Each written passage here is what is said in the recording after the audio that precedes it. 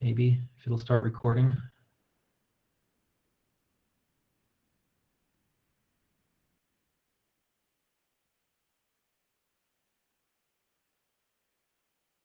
Or not. There we go. Neither Kimberly nor Bruce are available today, so I'll be running the meeting as the secretary. Just as a reminder to sign in, we don't do a roll call. Although it looks like the participation on this call has been dropping, I think, as people have been finished migrating, which is unfortunate because we have a lot of things to talk about the future of the ESInet going forward.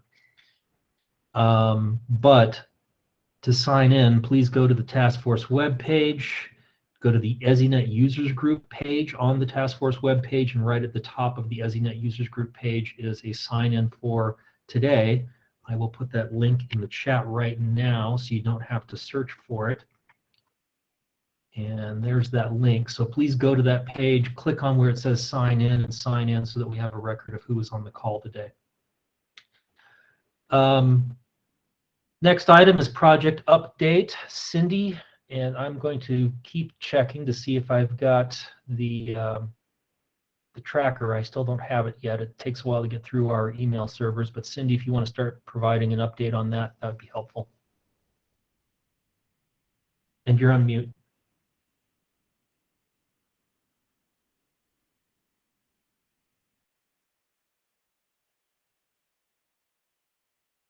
You're still on mute. There we go. There you go.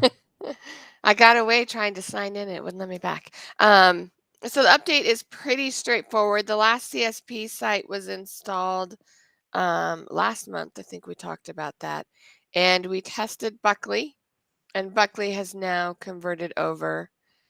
We do still have an issue with Alley that we're working through with them. So their Alley is still on the legacy Alley modems, but their voice traffic has moved over, which leaves us just the two sites, Shriver and Cheyenne Mountain.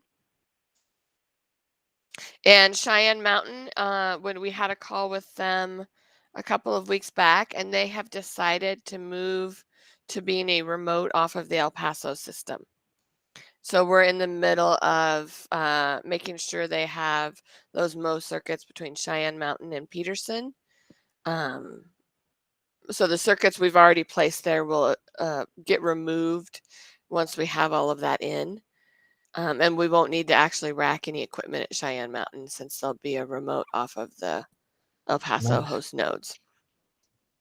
So as soon as we get that interconnectivity in place between them and El Paso, we'll be able to move forward with completing that site, which will just leave Shriver that we're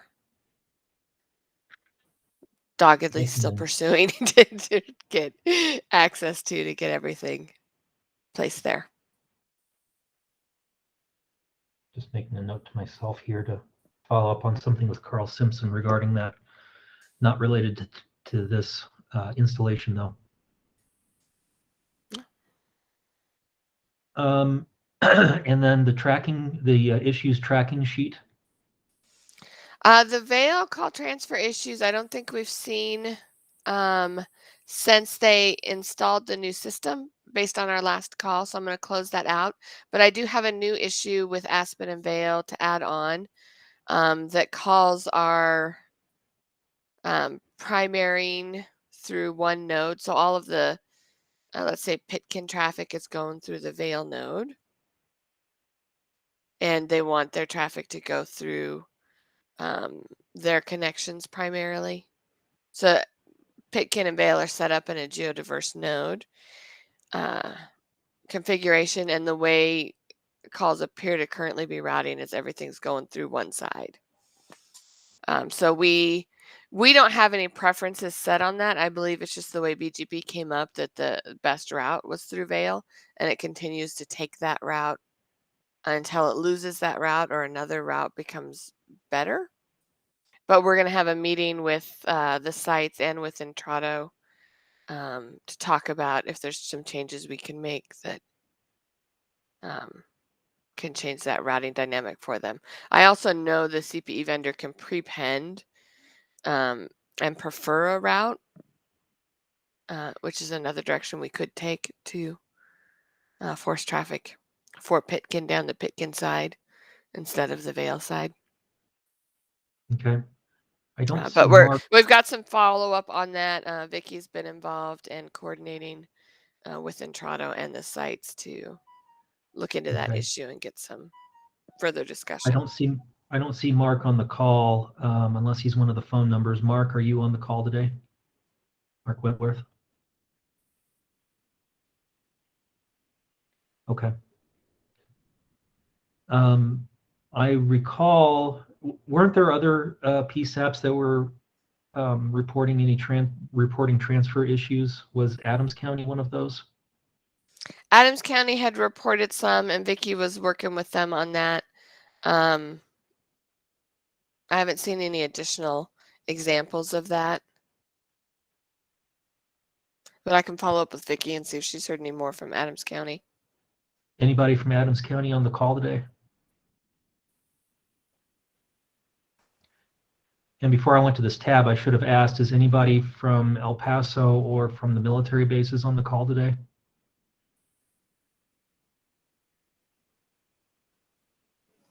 Okay.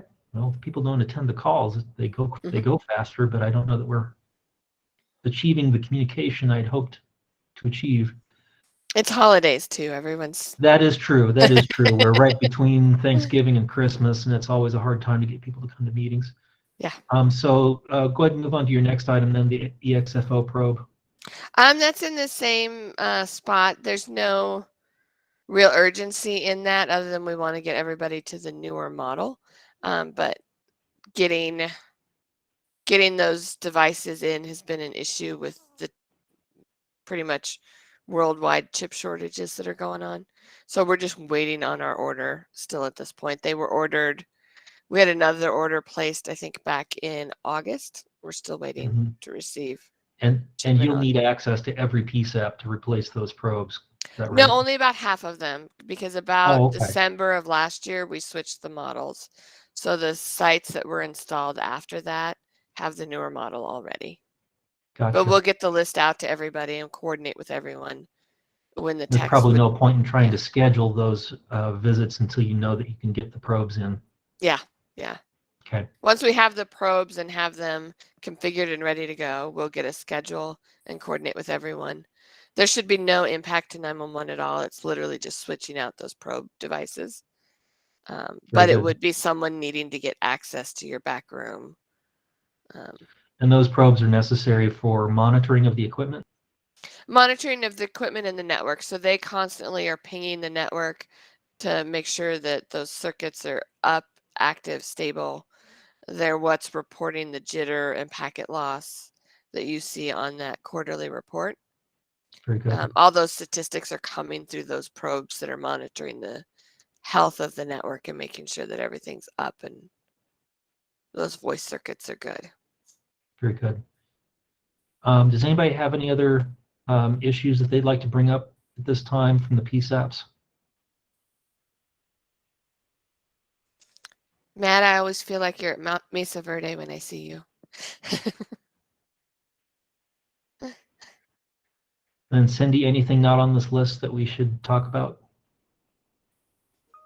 I don't think so. We've got the tariff update, right, coming up in the new year. Yep, that's yeah, that's on the agenda. Okay. Everything else I think is going well. Okay. So that's item number 3. Item number 4 is old business. So this is where we talk about those next steps. Wes, I think, was not going to be able to attend today, but he has told me that they are finalizing language on a tariff amendment.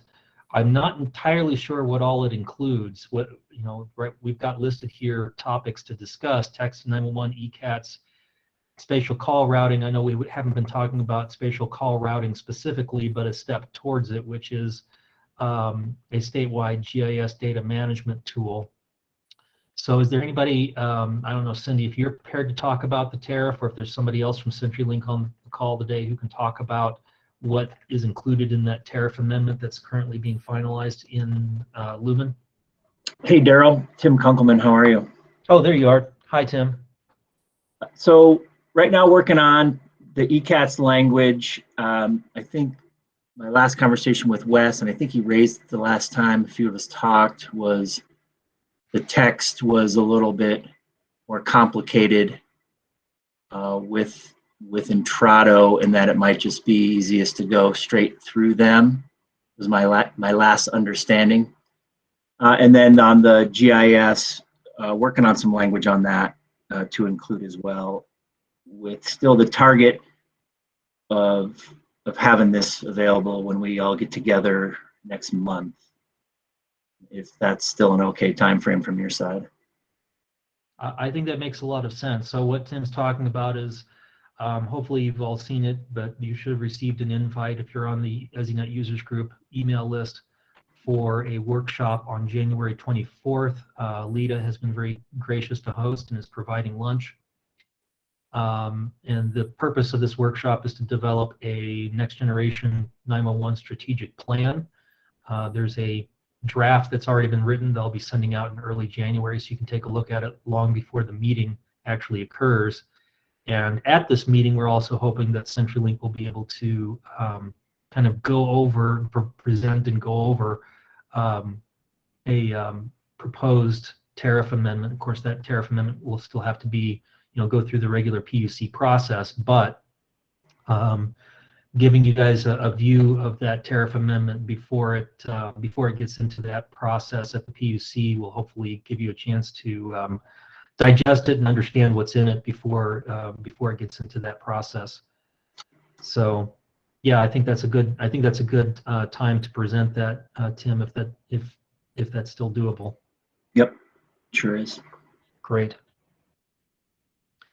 And so that's ECATS, and you're going to be including ECATS, and did I understand you're also including the TDMS product? Yeah, I'm working on sort of two versions so that there's one with ECATS, because we know ECATS pretty straightforward in terms of the desire to have it and how to include it in the tariff, given that we've already got a reporting tool within there. So that one wasn't as complicated. And then I'll have a version that has the GIS with it, and we can kind of decide.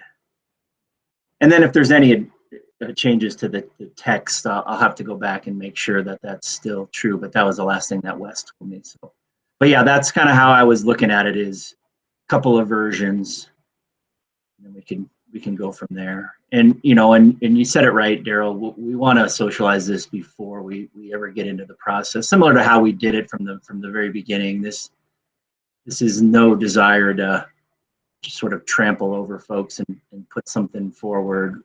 This is for all of us to benefit from. So that's the approach we want to take, just like last time. Right, and once it gets into the PUC process, there's an opportunity there for 911 authorities to intervene and continue the negotiation there. But it can go a lot smoother if those issues are worked out before it gets filed with the commission. So I think that's kind of the desire here. Excellent.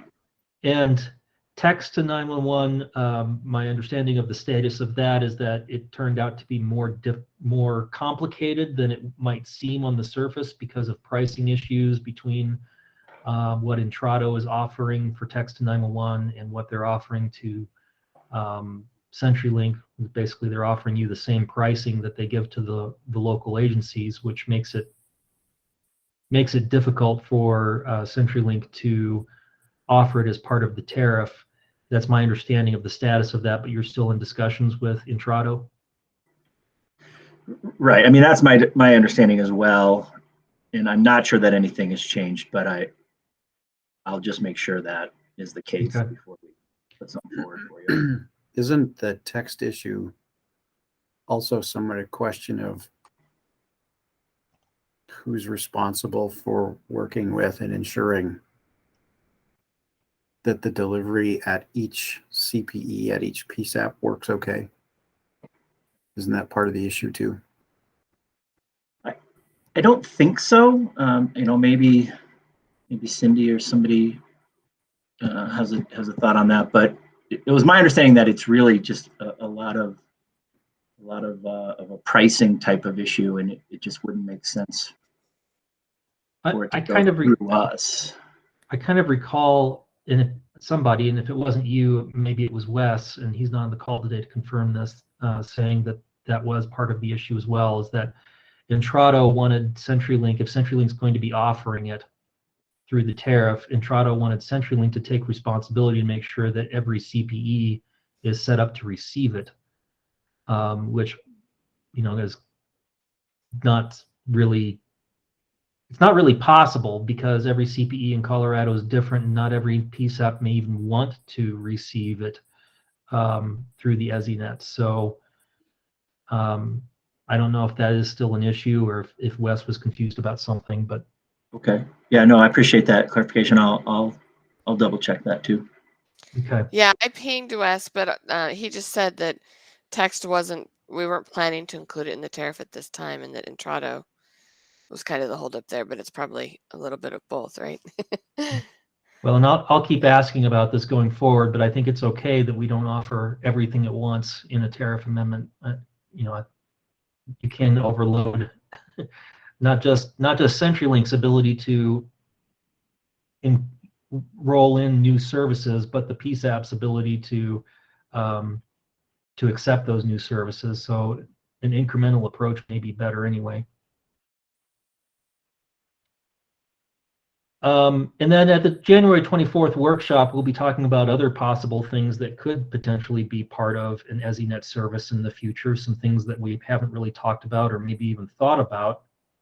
And there may be some questions as to whether some of those things can even be included in a tariff, whether they're considered basic emergency service or not. And I think there's some gray area there. But we'll talk about that at the January 24th meeting, because there's a lot of promise to having an ESInet. If you have an ESInet, there's a lot of things you should be able to do with it long term that make it next generation 911 that we're not doing yet. And really, the installation of the ESInet was always seen as a first step, not the end of the journey. So I'm looking forward to that discussion and trying to get people's brains thinking in a different way of how we've thought about 911 call delivery up till now. But no spoilers, right? We don't want to spoil it, because then people won't attend the meeting because they already know what's going to be talked about. Any questions for Tim regarding the potential amendment to the tariff or these services that we've talked about up until now? Okay, next item under old business is Intrado Alley hardware update. Is that the EXFO probe? Or is that something else? No, that's not the EXFO probe. And it says Vicky Hyatt, but I don't see her on the call. I think this was a project Intrado was doing to update and replace some of the hardware. But I honestly don't have an update on it, so I can get one and send it to the group. Vicky's here. Sorry. Oh, hi, Vicky. I just added, yeah, in fact, my other ear, I've got project calls going. We've converted 8 PSAPs so far. There's another 10 between today and tomorrow that we'll get through, and then the project's on hold till January just because of our freeze period. But things are going well. It's all done remotely, and all we need from the PSAP is test calls before and after we do the conversion. So it's been going well. So this is a conversion that has to happen at every PSAP? Correct. It's to serve the alley. Intrado is moving their equipment in their network to new equipment on the alley nodes. So. And I haven't heard of any. We're coordinating like the multi-PSAPs, multi-node PSAPs to all happen on the same day, so that we're not bothering multiple times. Gotcha. And I haven't heard of any alley outages since this started, so I assume the migration is going well. Yes. Okay.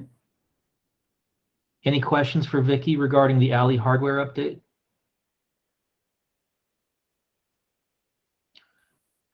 Okay, on to new business. Officer elections, January 2022 meeting. So according to it's kind of unusual to have a charter for a committee under a task force, but that's where we're at.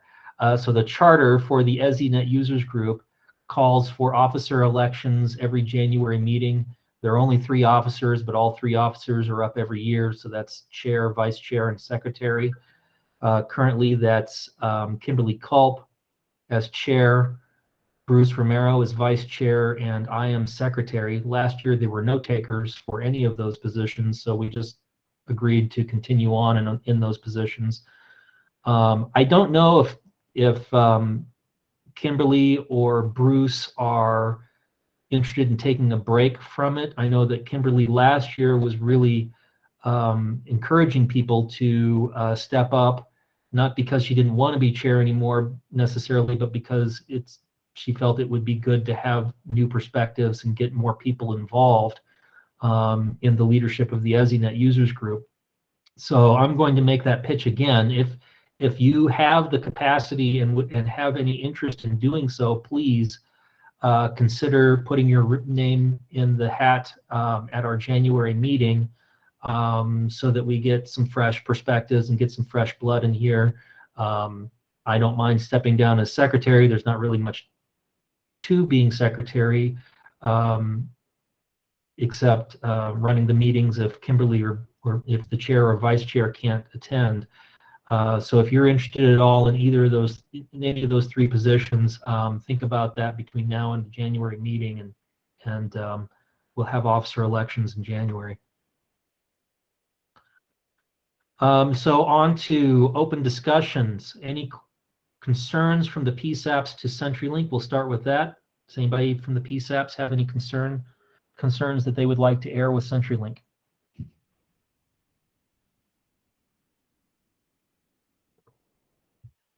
Okay, not hearing anything. Any open issues from CenturyLink to the PSAPs that need immediate action or follow-up? I assume this probably would have come up during the issues tracker discussion, but just in case, does CenturyLink have anything else for the PSAPs they need to talk about?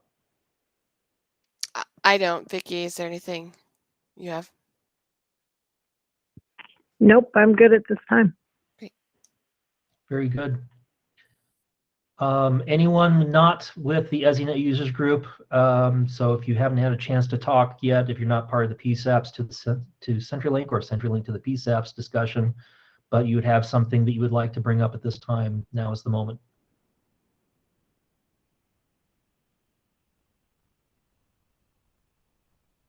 Okay. Well, with that, we are down to adjournment. So I will give you back about 34 minutes of your day. And if I don't see you all, have a Merry Christmas and a Happy New Year, and we will talk to you all again in January.